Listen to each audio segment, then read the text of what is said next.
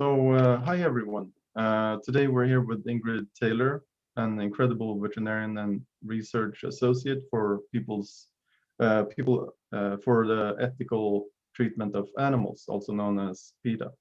As a veterinarian, she's research biomedical experiments that use animals and provides expert opinions on pain management, experiment protocols, and other welfare issues. She also worked with the government regulatory agencies, universities, and colleges, and corporations to end their use of animals in experimentation. Welcome, Dr. Taylor. We're so glad to speak with you. Can you tell us a bit about your work?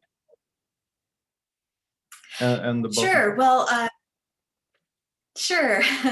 I've been a veterinarian for 15 years. I actually started out in clinical practice when I graduated from veterinary school, and I spent several years in emergency and critical care and general practice. After that, I went into the Air Force as a public health veterinarian. And then when I left the Air Force, that was when I joined Peta.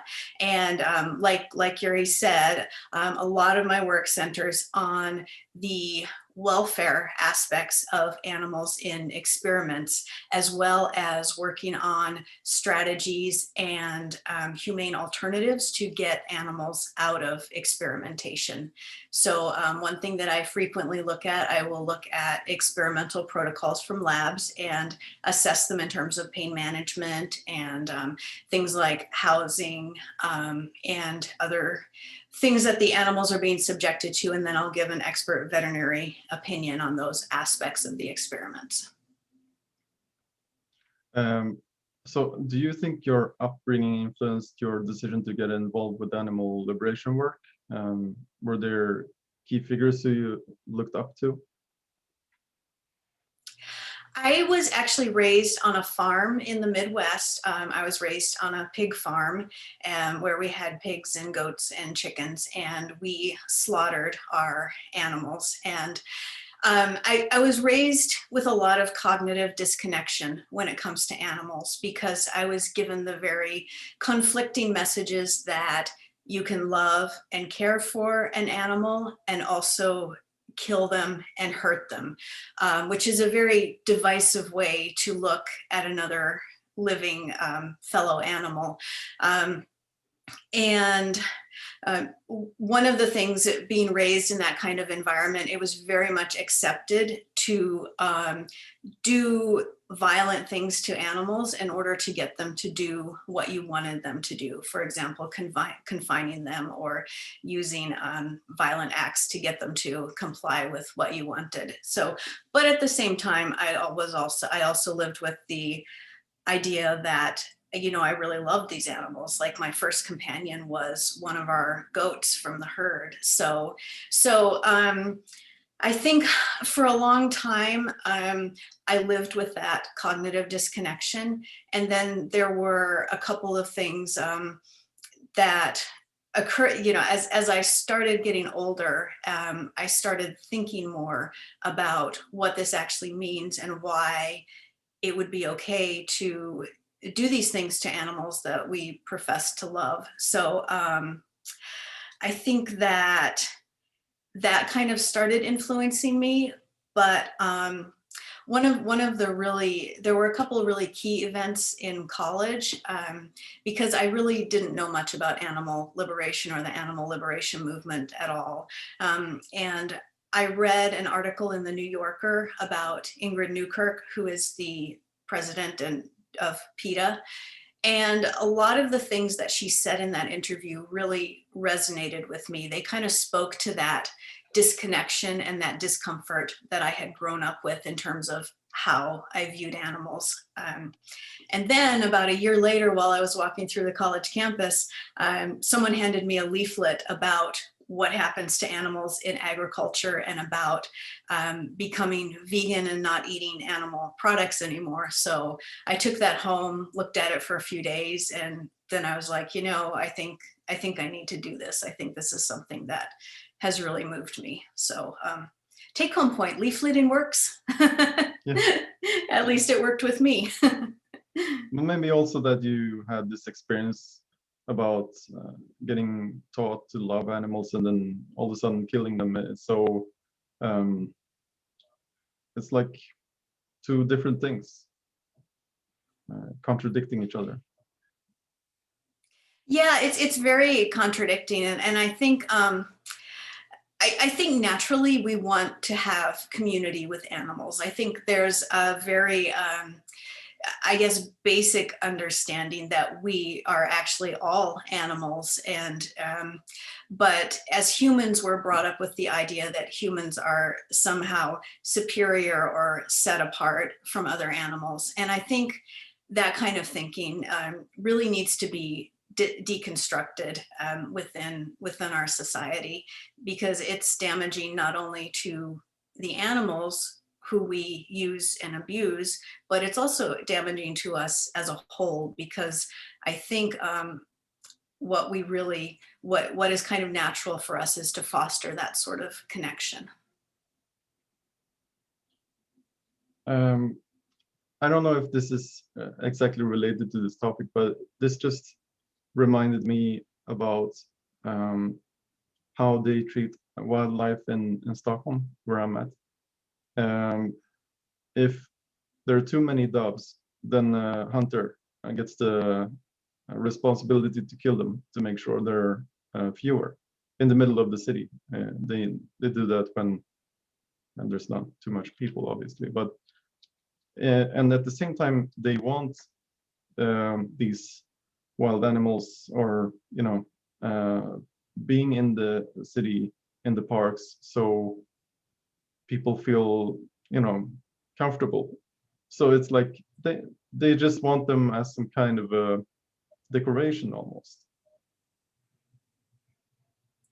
Yeah, I think that really relates back to how much animals are objectified and also commodified in our societies. So that kind of feeds into that attitude where, we love having animals around, but the moment they become inconvenient or interfere with something else that we as humans want to do, then it's okay to dispose of them. And I think that attitude is really pervasive, and that's one of the things that, for example, I hope to try to address in my work with Peta and in my work as a veterinarian. So one project that is very close to my heart is working on raising awareness about animal sentience, which is the capacity to feel and express emotions, which based on a wealth of scientific studies, we have found this in many, many species across the globe, including birds like doves and pigeons, that they have enhanced cognitive abilities and also emotional capacity. So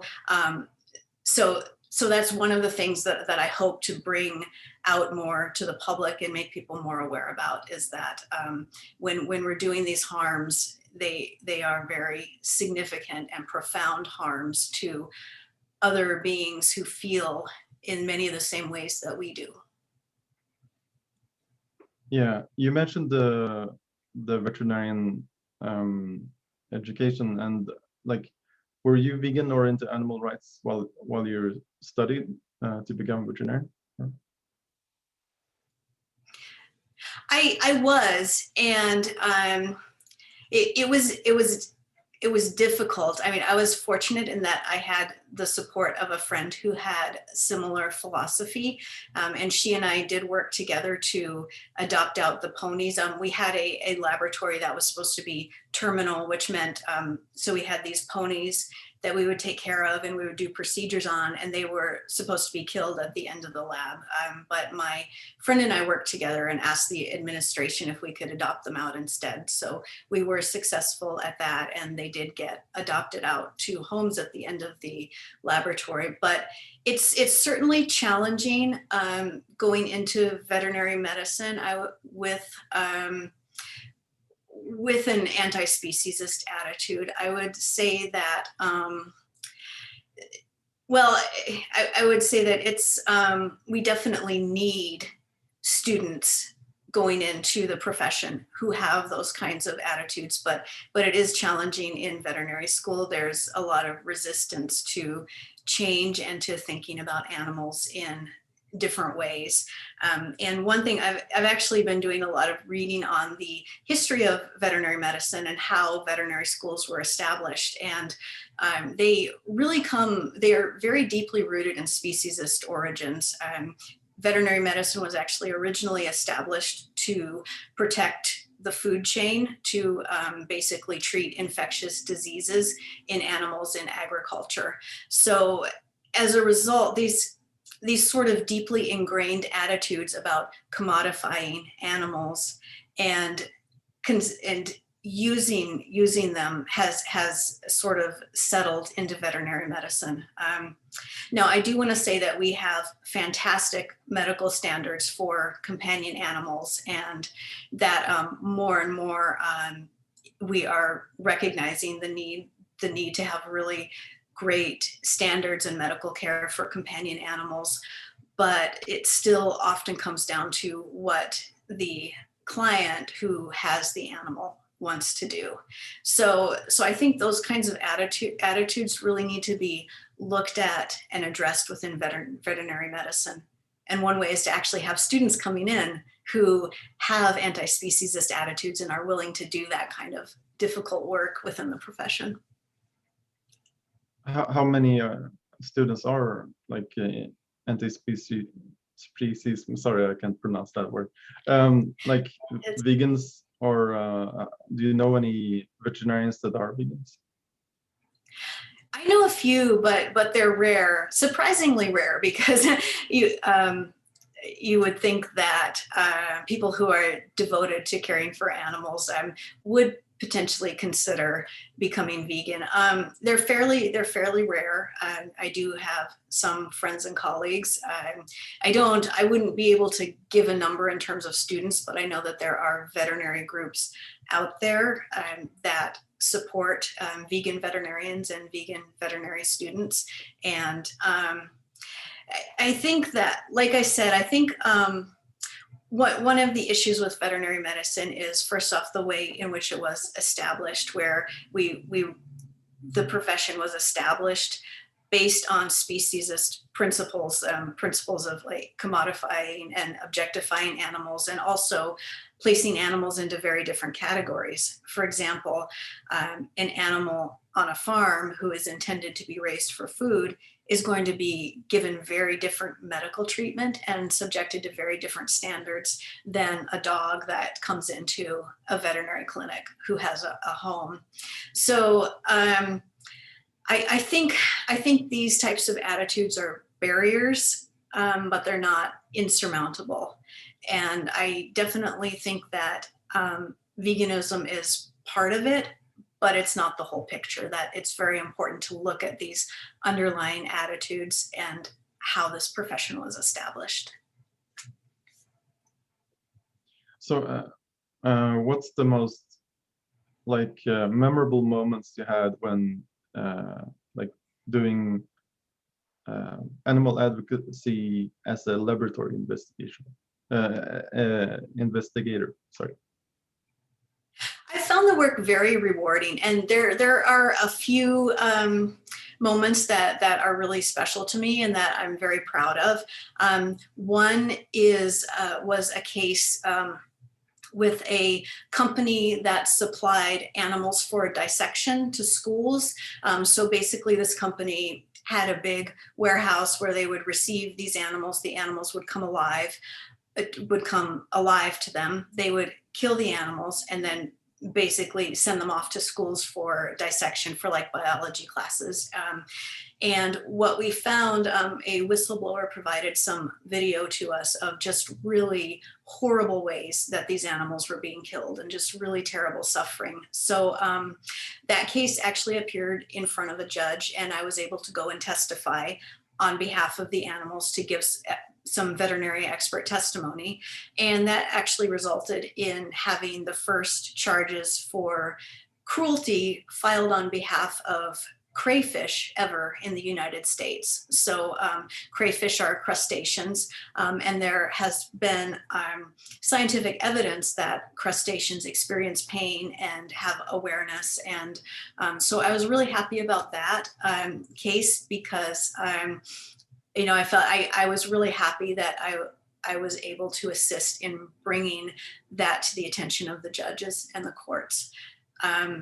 The other instance was, this is actually a more recent one where a team of scientists in Brazil were developing a ventilator to help to address ventilator shortages there during the COVID pandemic.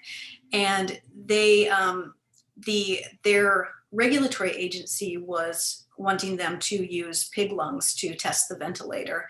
So they contacted Peta, and I was able to assist in finding an alternative humane model that did not use any animals for them to test the ventilator. It was approved, and their ventilator construction was successful. So that was also a really great moment. And I was really happy to be able to participate in that. What was the ventilator? Was it like for air only, or? Yeah, it was basically to assist people with serious COVID cases who needed to go on ventilators. Because of the extent of the pandemic, a lot of hospitals had faced ventilator shortages for human patients with COVID. So this team of scientists was trying to address that shortage and make sure there were enough ventilators for everyone. So they were basically constructing a design that they could get out to hospitals fairly quickly. So while you're doing this work, how does people you work with in other companies, while you're doing these investigations, how do they react? Well, the biggest reaction I found when I've talked to other companies like pharmaceutical companies, universities, educational companies, one of the things I hear most often is, wow, we didn't know that PETA had any scientists working for them. So that's something that I always like to talk with them about, and introduce myself and to the companies and let them know that there are actually a lot of scientists that work for PETA and that they're doing some very solid scientific work.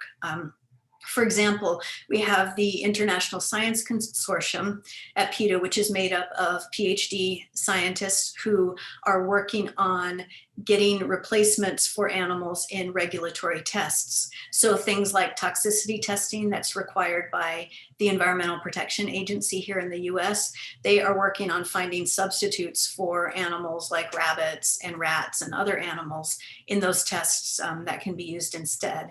And there are extremely promising options like in vitro and in silica options that don't use animals at all, that provide enough accuracy for toxicity tests. There's also scientists in my department, including myself, have published in peer-reviewed publications. We've presented at scientific conferences and conducted a lot of research in things like humane alternatives to the use of animals and things like that. So that's one thing that's kind of always an initial stumbling block a lot of times when I'm talking to other companies, but it's really rewarding to be able to bring that awareness to them and let them know that yes, there are scientists at PETA and we're doing really solid work. Talking about reducing the suffering for the animals or trying to avoid it, the 3 R's, like reducing animal testing. How do you think it works? Is it like, do they do much of that, or is it just some kind of PR thing? I would say I think there's a lot of acknowledgement of the 3 R's in experiments, but I think they are often abused, and the intention of the 3 R's is often ignored and not used properly. So the idea of the three R's was to reduce animal use, to refine it so that there are less animals needed, but then also to find other options other than animals. That's the third R. So that's the one that often gets dropped off. And there's a lot of, I think there's a lot of touting the fact that for some experiments, animals are reduced, or the numbers of animals are reduced, or the experiments are refined. But it's really that last component where we remove animals from experiments and find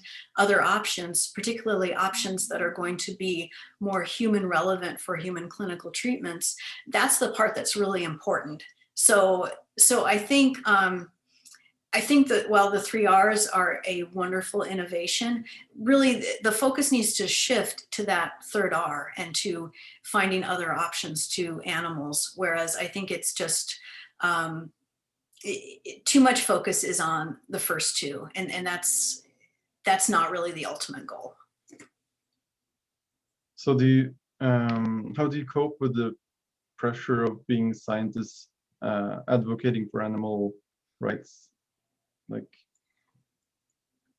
Well, one thing I always try to remember is that I'm doing this for the animals. And I see a lot of terrible things and a lot of suffering in the course of my work. And it's easy to be really depressed about that and to feel hopeless at times. But I always remember that whatever I do, every small step I take, I'm doing this to improve conditions for these animals who are suffering.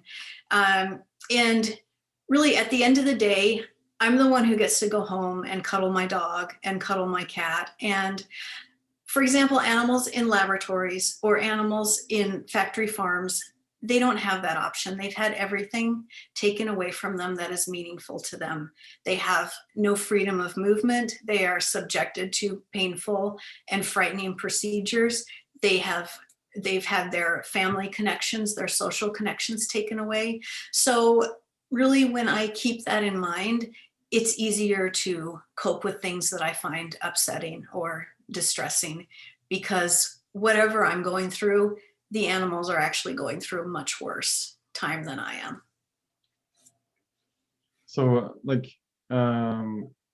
what does animal liberation mean to you? Well, animal liberation to me means freeing animals from being used and abused by humans. And I think that that is really an essential concept to think about.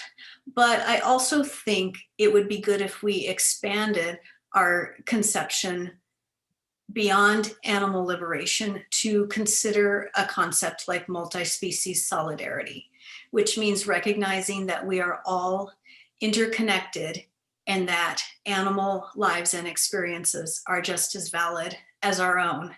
And I think in some ways animal liberation is very tied up with legal aspects, for example, laws that either constrain animals in their current circumstances or fail to protect animals. And I think that that fight is very, very important.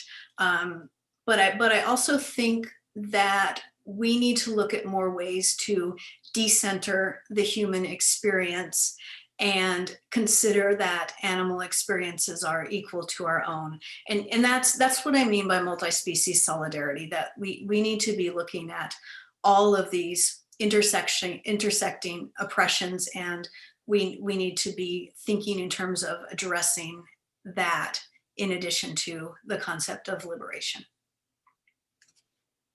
So how did you get involved with the Peta, and is there a story there? Well, like I said, I was in veterinary practice for several years, and then I went into the Air Force. And I saw, when I was in the military, I saw a lot of trauma and suffering. And when I came back out of the military, I started thinking that I wanted to do some work that was maybe on a wider, broader basis instead of going back into clinical practice.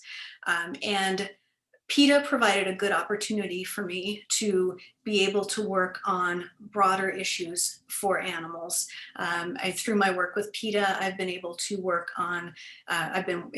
nationally and even internationally on projects that will improve the lives of animals. So I guess it's not a super fascinating story, but I decided to move out of going back to clinical practice to try to work on some of these broader issues that I had been thinking about for a long time.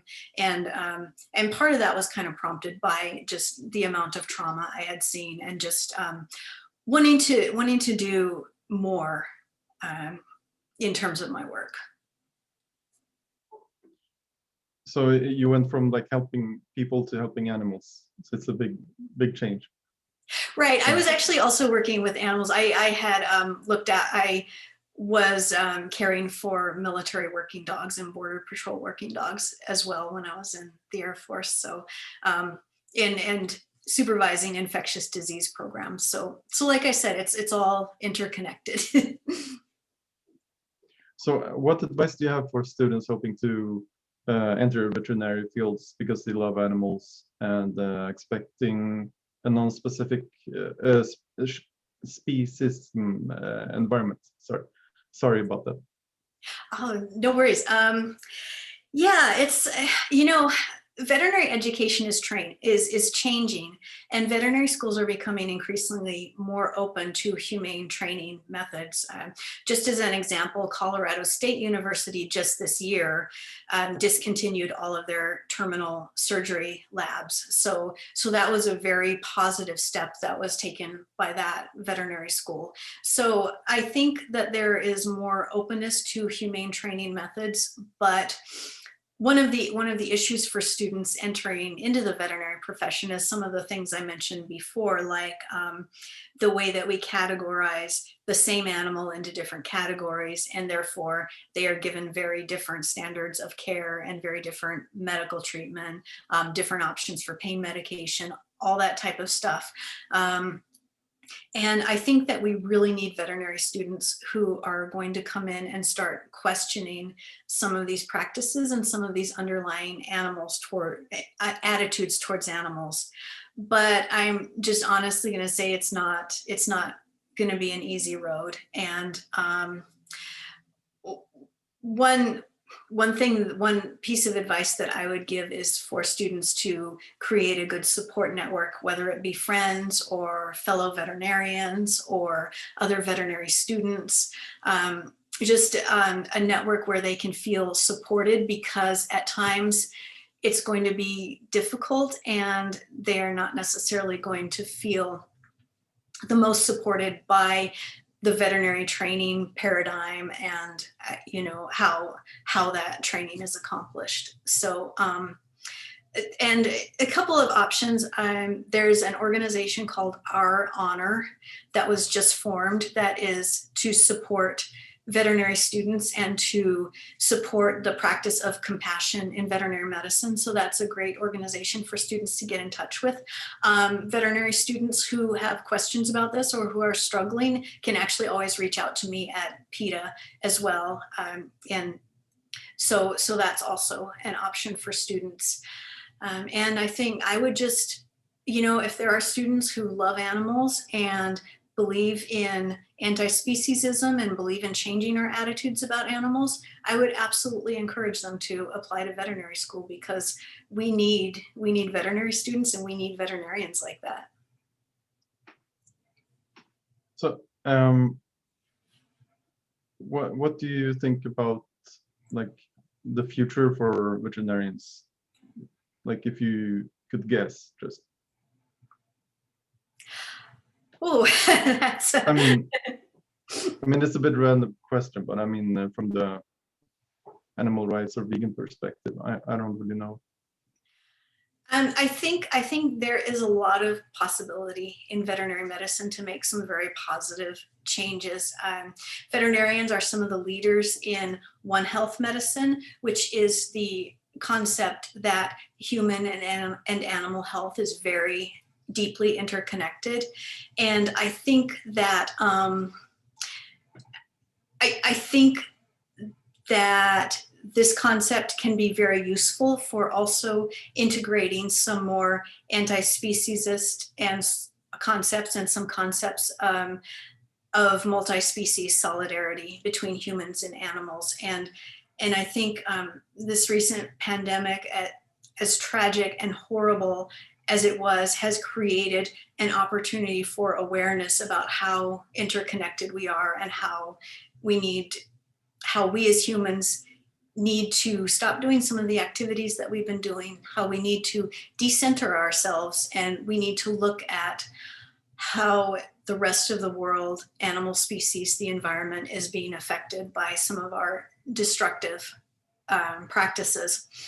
And I think one of the great hopes for me in veterinary medicine is organizations and groups of veterinarians who are starting to form, who are interested in working on these issues. And I think that's something that's going to be very positive. And I would absolutely love to encourage more veterinarians to get together and start talking about these issues and potentially start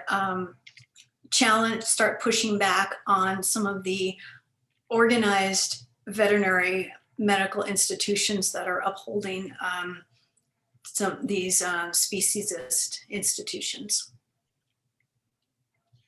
Do you see more veterinarians involved in animal rights today compared to when you started? Yeah, I would say so. I would say it's a slow path, and but I'm definitely starting to make more connections with veterinarians. And I would say even if a veterinarian is not specifically saying that they're aligned with animal rights, I think that there's getting to be more of an openness and a recognition in the fact that we need to do better for animals, and that we need to find a better way to interact with and treat animals. You mentioned this One Health perspective. Like, is it being more accepted today, or is it still a lot of resistance? No, I think there's a lot more acceptance, and it's a fairly recent concept that's come out in the past few decades. But like I said, veterinarians have really been some of the leaders in this concept, and I think it's to the point where it's pretty well accepted.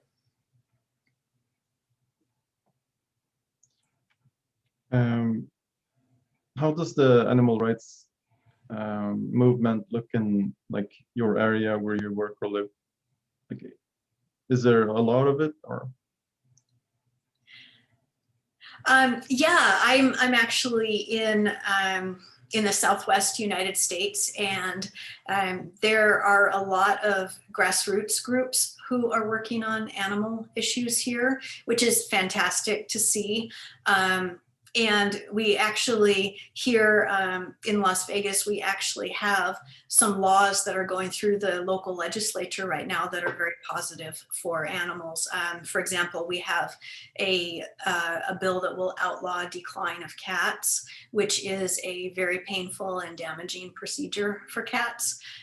So that's a very positive step. And there is also a bill going through that is outlawing battery cages for hens, which which are very small cages that hens are kept in, where they just basically don't have any room to move around in, and all they do is just lay eggs. And it has a lot of significant negative effects on their welfare and their physical well-being. So yeah, there's some local positive changes, and I think just along that same topic, I think that grassroots groups and organizations who are addressing these local issues are just absolutely key to the animal liberation movement, and I'm very grateful to see them being very active. Do you feel like it's I mean, the animal rights movement and vegan movement, like, has it by your experience like increased the last few years?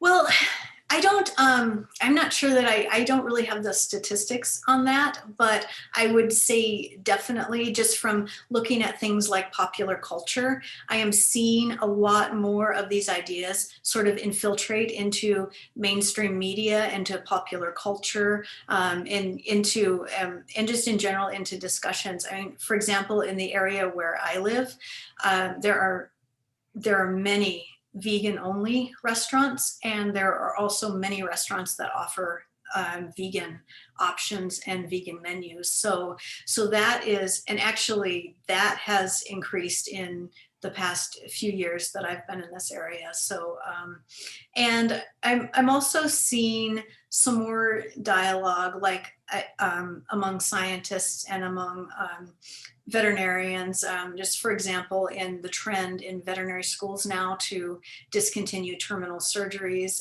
that is a current topic of discussion. So I think more of these ideas are starting to get into the mainstream, but we have a very long ways to go because of the underlying attitudes and the ways that so many of us were brought up to think about animals as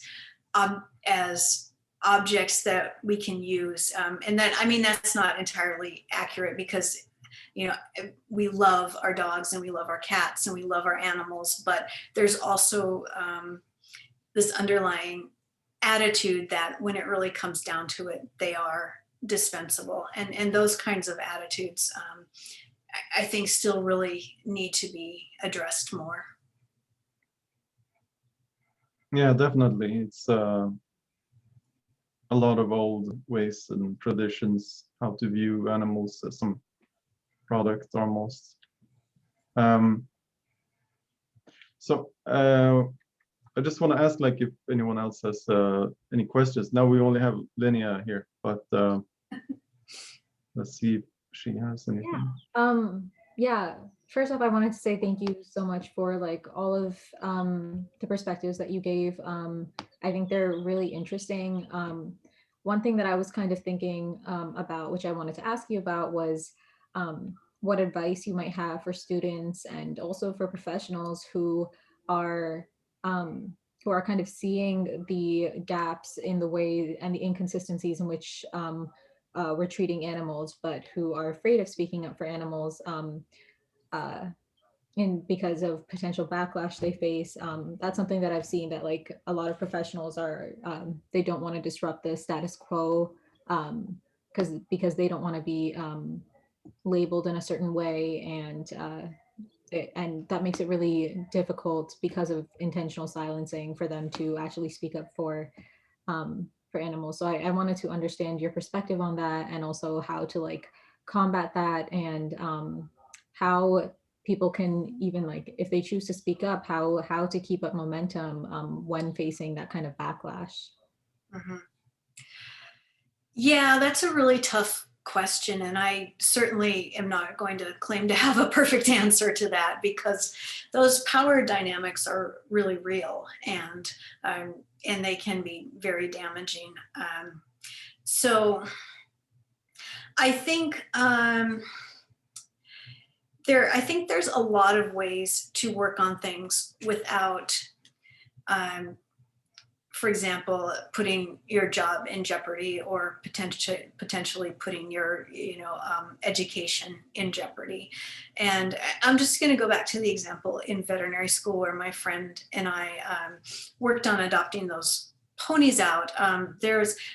When I started on that I was afraid that, I mean, to be honest, I was already kind of labeled within the veterinary school as being kind of different from the other students, but I did have a lot of fear about repercussions and being labeled in that way.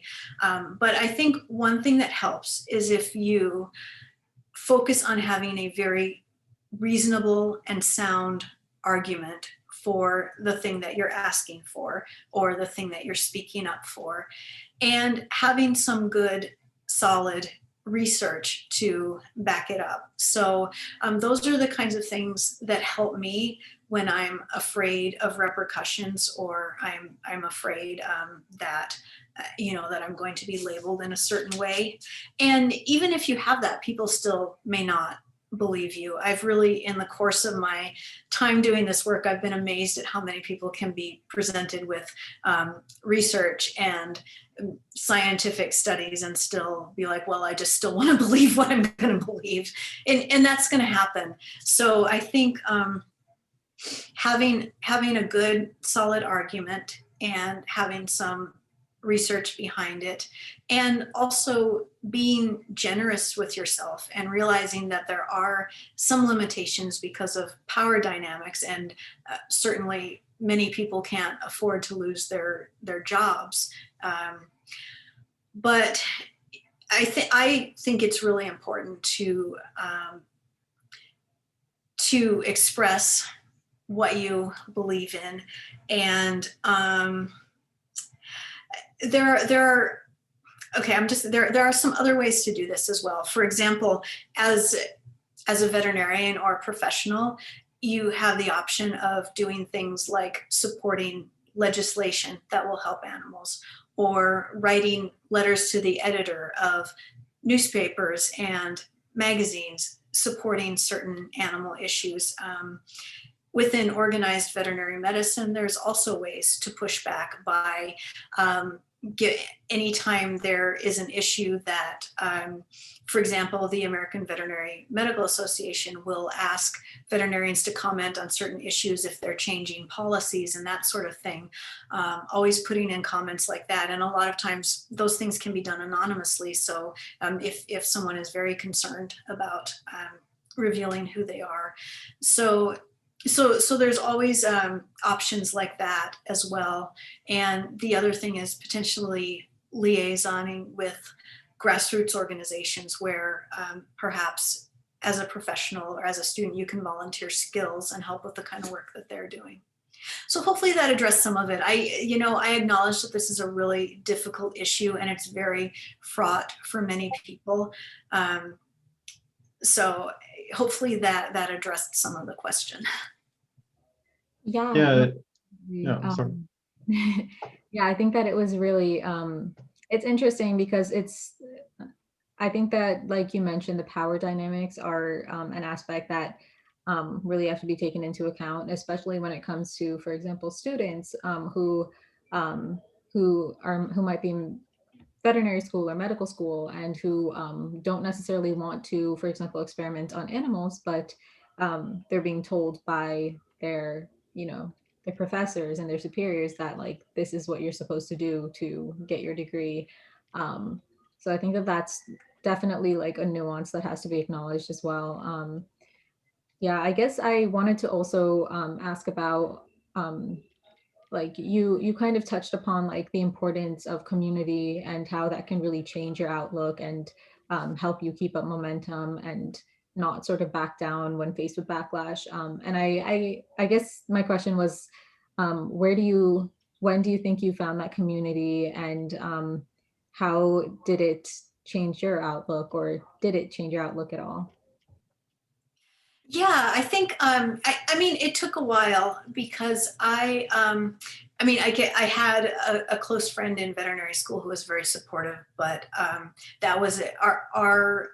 Our opinions were not the opinions of the majority of the class for the most part. So I felt fairly isolated throughout veterinary school, and then I think when I publicly started telling people that I was vegan and aligning myself with animal rights, I lost a lot of my veterinary friends, which was hard and disappointing. But I think after that, I did start finding more of a community, and it honestly took a few years for me to find the kind of community that I feel is supportive now. And it was a few years of feeling isolated and sometimes doubting myself, but based on the kinds of terrible things I saw that were happening to animals, it was not something that I could give up.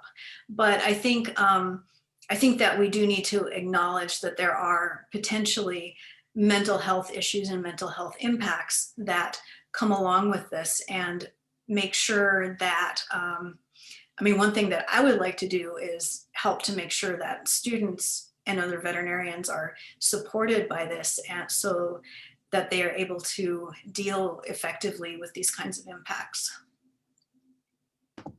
Yeah, thank you so much. Yeah, that's really important to keep in mind as well. And I think I really appreciate that you're trying to make resources available for students to access, so that they don't feel quite as isolated, and they know that they have alternatives, and what they're feeling, even if it isn't the view shared by the majority, it's not necessarily wrong, and it's not it doesn't mean that they can't be successful, even if they don't share views with the majority. So so yeah, thank you so much.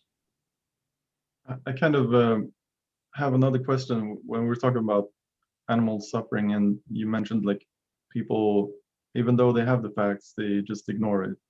I guess it's like cognitive dissonance. Maybe it's too hard for people to take in if it's too terrible or too much information. Like, is it? Do you think it's because it's too much information, or is it because people just can't handle it, or what? Like, why do they don't when they have the facts presented? Like, Yeah, I think that's definitely a factor in that, the looking at animal abuse and looking at how the kind of distressing things that happen to animals in our society is difficult for people to handle. I think many people love animals. Many people say that they love animals and don't want to think of themselves as being participants in that kind of violence against animals. So that's definitely a factor. I would also say that another factor that I've seen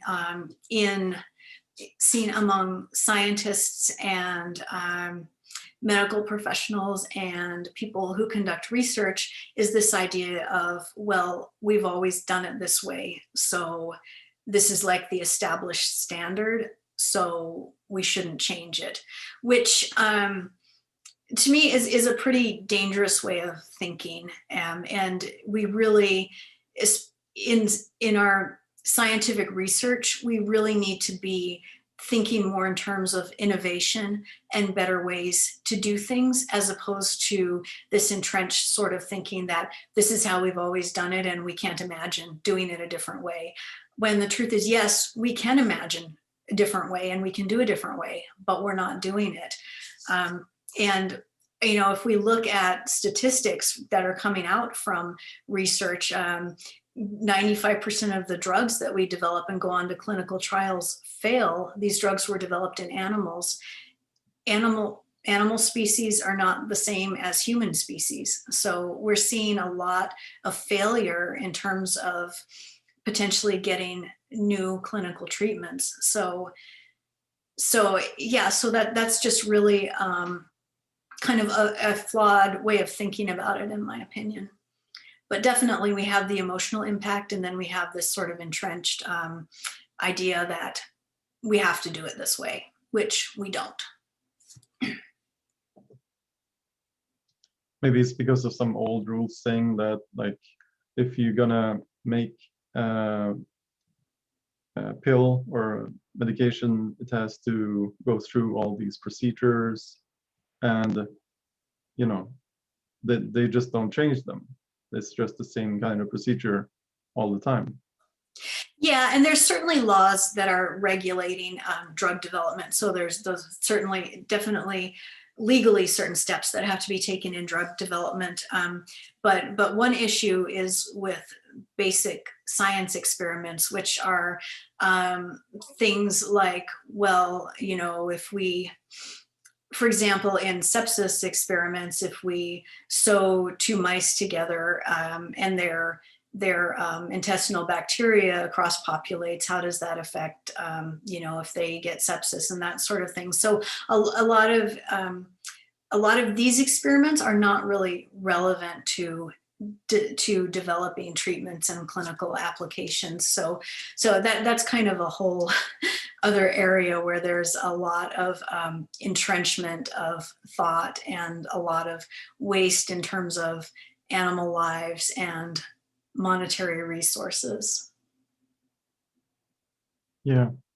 So thank you so much for joining us, Dr. Taylor. It was really nice interviewing you, and we appreciate you taking the time to talk with us. I'm guessing you must be busy, so thanks a lot.